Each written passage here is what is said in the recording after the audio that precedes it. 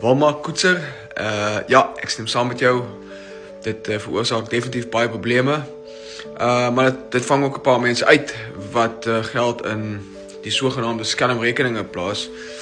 Onlangs het ek 'n geval gehad, gelukkig nie een van my kliënte nie, dit was net 'n kollega wat ek ken, wat vir my gebel het en 'n bietjie net by opinie gevra het. Maar wat gebeur het was, die persoon het bankrekening in sy eie maatskappy gehad, wat alles vir selfs verklaar het, vir BTW, belasting ensovoorts.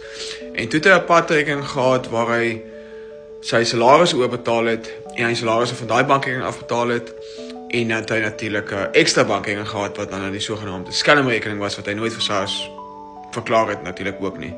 So hy het net vir sy SARS doeleindes het hy net sy state doeleindes het hy net die een bankrekening verklaar by SARS.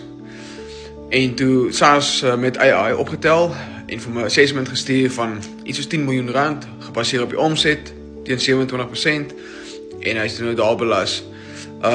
So audit gewys, of 'n notice of objection, wat natuurlik dan die volgende antwoord was die tweede rekening. So rekening 1 is fine, hy is verklaar. Rekening 2 kon hulle toe nou met 'n notice of objection kon hulle wys die geld is net van een bankrekening na die volgende bankrekening toe en van daar af die salarisse betaal. So geen issue daarmee nie, dit kan teruggeskryf word, geen korrupsie nie. Maar die probleem is rekening nommer 3.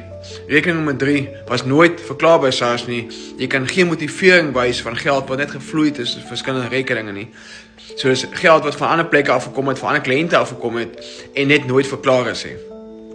So wat gebeur dan? SARS in baie gevalle noem dit in aanhalingstekens emission of income, en hulle belas jou 200% op baie inkomste, en so jy betaal basies 3 keer die belasting wat jy sou betaal het.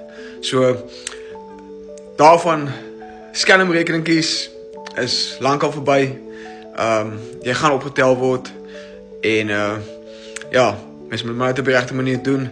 En as jy 'n ekstra bankrekening het, geen probleem nie, solank jy kan bewys dat daar net oorbetalings is en geen addisionele inkomste van ander kliënte af is nie, dan is jy veilig. Maar ja, ek stem saam met jou in die praktyk. Vir ons as rekenmeesters maak dit baie keer moeiliker, want dit SARS kan dit maklik sien as ekstra inkomste tensy jy dit kan motiveer. Lekker dag, bye bye.